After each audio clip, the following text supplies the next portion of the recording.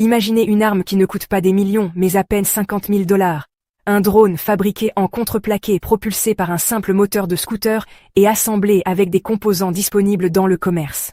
Pourtant cet engin rudimentaire peut paralyser une capitale entière et forcer l'ennemi à dépenser des millions pour l'abattre, créant ainsi une équation économique brutale où le moins cher finit par gagner.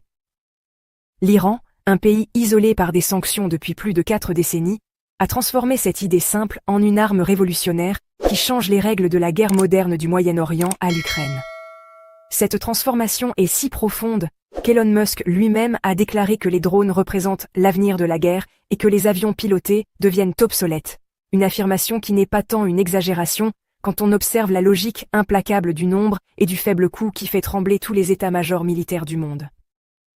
Pour comprendre comment l'Iran est devenu un géant du drone malgré son isolement technologique,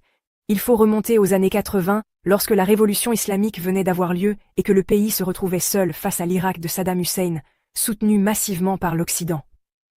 Pendant que Bagdad recevait des armes sophistiquées, du renseignement précis et des pièces détachées en abondance, Téhéran subissait un embargo total qui clouait au sol son aviation autrefois considérée comme la fierté du Shah. L'impossibilité d'acheter des chasseurs modernes ou des missiles de croisière a créé une situation désespérée qui a paradoxalement donné naissance à un éclair de génie stratégique, basé sur l'art de la nécessité.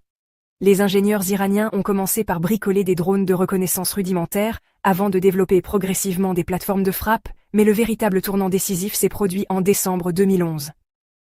Les États-Unis possédaient alors le RQ-170 Sentinel, un drone furtif secret en forme d'aile volante quasi invisible qui survolait l'Iran en toute impunité pour des missions d'espionnage ultra sensibles, représentant le summum de la technologie américaine, avec une valeur de plusieurs dizaines de millions de $.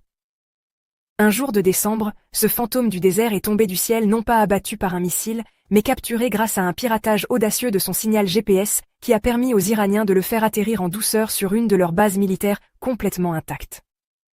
Pour le Pentagone, cette capture représentait une humiliation absolue, tandis que pour Téhéran c'était le coup du siècle qui allait transformer leur approche stratégique selon une nouvelle doctrine tenant en 3 mots simples: observer, capturer et copier.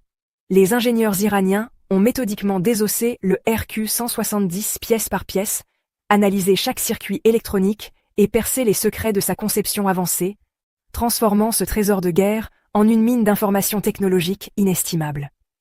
Grâce à cette acquisition miraculeuse, l'Iran n'allait plus seulement imiter les technologies occidentales, mais créer son propre arsenal selon des règles entièrement nouvelles basées sur la simplicité, le faible coût et la production de masse à grande échelle. Cette doctrine du système D et de la copie intelligente a donné naissance à une véritable famille diversifiée de drones iraniens, dont le Mohajer 6, un appareil polyvalent de surveillance et de frappe ressemblant aux modèles américains et israéliens, mais sans être particulièrement révolutionnaire. Le Shahed 129, surnommé le Predator iranien, peut voler plus de 20 heures consécutives et emporter plusieurs bombes guidées, démontrant ainsi que Téhéran maîtrise parfaitement les technologies des drones de longue endurance capables de missions prolongées. Mais la véritable star qui a propulsé le nom de l'Iran sur toutes les cartes militaires mondiales reste le Shahed 136, dont la silhouette triangulaire est devenue tristement célèbre, avec à peine 3,50 m de longueur, et une conception épurée sans caméra sophistiquée ni missile sous les ailes. Ce drone ne porte pas une arme car il est lui-même l'arme, une munition rôdeuse kamikaze, dont la force réside dans sa simplicité déconcertante, avec un moteur de scooter produisant ce bourdonnement caractéristique de tondeuse à gazon qui terrorise les populations civiles. Sa construction utilise une coque en fibre de verre, un GPS civil standard pour la navigation et une charge explosive de 40 à 50 kg à l'avant, le tout pour un coût unitaire dérisoire, entre 20 000 et 50 000 $ selon les estimations. L'idée tactique consiste à lancer ces drones, non pas individuellement, mais par dizaines simultanément depuis des lanceurs mobiles, cachés dans des camions ordinaires, difficiles à repérer, créant ainsi des essaims coordonnés. Un Shahed isolé reste lent et bruyant, donc facile à abattre. Mais une vague de 20 ou 30 drones arrivant simultanément de directions différentes constitue un cauchemar absolu pour n'importe quel système de défense anti-aérienne, même le plus sophistiqué. Cette stratégie confirme l'arithmétique brutale du début, car si un drone à 50 000 $ force l'ennemi à tirer un missile intercepteur coûtant 500 000 ou même 2 millions de $, qui gagne réellement cette guerre d'usure économique. Posséder un arsenal impressionnant sur le papier est une chose, mais son impact réel sur le terrain de bataille en est une autre, et ces drones iraniens ne sont plus des prototypes de laboratoire, mais des armes éprouvées par le feu sur de multiples théâtres d'opérations sanglants. Les premiers bancs d'essai ont eu lieu en Syrie, où ils ont frappé des positions rebelles et des installations fortifiées, permettant à Téhéran de perfectionner ses tactiques et d'affiner ses technologies dans des conditions de combat réelles. Le véritable coup d'éclat, qui a servi d'avertissement au monde entier, s'est produit en septembre 2019, lorsque des drones lancés par les Houthis yéménites, soutenus par l'Iran, ont frappé les installations pétrolières saoudiennes d'Abqaiq et de Kourès. En une seule nuit, une poignée d'engins bon marché a mis à genoux un géant pétrolier régional et créé un choc stratégique mondial en réduisant temporairement de moitié la production saoudienne, démontrant la vulnérabilité des infrastructures critiques face à ces nouvelles menaces asymétriques. Le théâtre où leur impact est le plus conséquent et le plus visible reste l'Ukraine où depuis février 2022, la Russie à court de missiles de croisière coûteux déploie des milliers de Shaheds rebaptisés Gérant 2 pour contourner les sanctions. Pour Moscou, ces drones représentent un palliatif économique parfait pour frapper profondément derrière les lignes ukrainiennes sans épuiser rapidement ses stocks de missiles balistiques et de croisières qui coûtent infiniment plus cher à produire. Pour l'Ukraine, cette stratégie constitue un harcèlement continu et méthodique, car les cibles ne sont pas uniquement militaires, mais incluent systématiquement les centrales électriques, les nœuds logistiques ferroviaires et les infrastructures civiles essentielles. L'objectif russe est clairement de dégrader progressivement les réseaux énergétiques ukrainiens, de compliquer massivement les efforts de reconstruction, et surtout, d'user psychologiquement le moral des populations civiles exposées quotidiennement à ces attaques. Ce bourdonnement d'approche caractéristique, ce bruit distinctif de tondeuse à gazon, est devenu le son de l'angoisse nocturne pour des millions d'Ukrainiens, un rappel constant et terrifiant de la vulnérabilité de chaque foyer face à ces menaces venues du ciel. Face à cette menace persistante, les défenseurs ukrainiens s'adaptent de manière particulièrement ingénieuse en ressortant de vieux canons anti-aériens soviétiques, en utilisant de l'artillerie guidée par radar et en déployant des couches multiples de défense à bas coût. Le brouillage électronique, les réseaux étendus de capteurs acoustiques et les systèmes de détection thermique permettent d'abattre de nombreux engins et de déjouer des dizaines de salves coordonnées, mais la dure vérité du terrain demeure implacable. La masse finit toujours par saturer même les meilleurs systèmes de défense car quand des dizaines de drones arrivent simultanément de multiples directions, le commandant sur le terrain fait face à un choix impossible concernant l'allocation de ces rares et précieux missiles intercepteurs. Chaque interception réussie représente une victoire tactique, mais une victoire qui coûte extrêmement cher financièrement.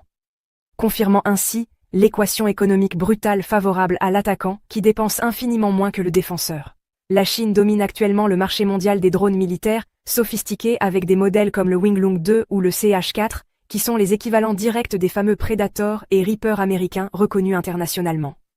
Ces engins chinois volent haut et longtemps, tirant des missiles de précision guidés et sont performants pour des missions multiples, mais ils restent extrêmement chers avec des prix unitaires de plusieurs millions de dollars, qui limitent leur accessibilité. L'Iran a délibérément fait le choix stratégique inverse en ne cherchant pas à construire la Ferrari high-tech du ciel, mais en concevant une véritable armée de scooters aériens bon marché produits en masse.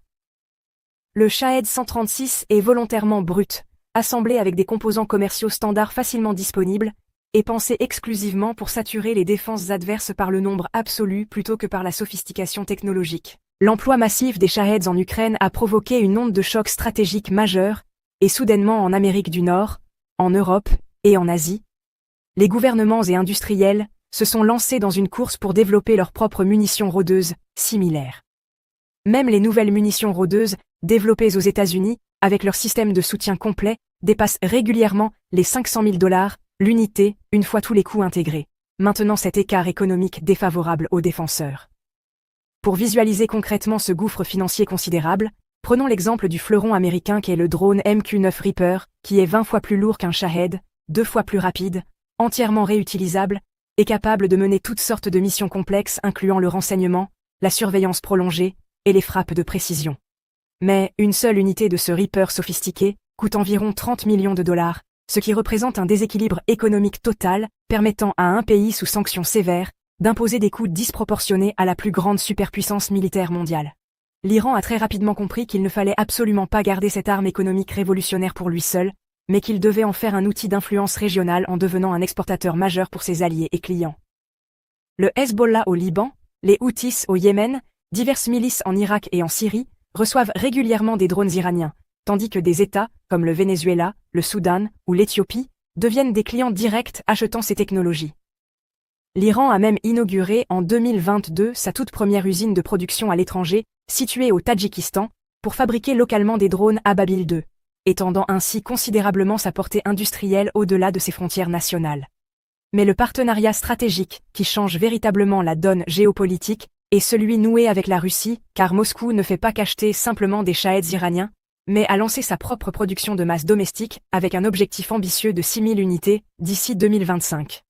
La Russie y ajoute même ses propres améliorations technologiques, notamment des systèmes renforcés contre le brouillage GPS et des modifications structurelles pour améliorer les performances globales de ses drones rebaptisés Geran 2, pour des raisons politiques.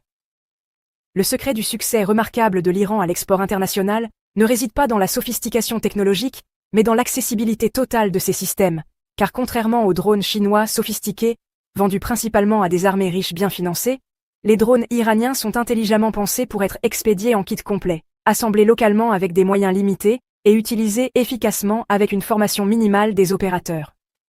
Pour Téhéran, chaque vente apporte certes de l'argent bienvenu malgré les sanctions, mais surtout, une influence géopolitique croissante en créant des dépendances technologiques et en offrant une puissance aérienne significative à des acteurs qui n'en avaient jamais eu les moyens auparavant.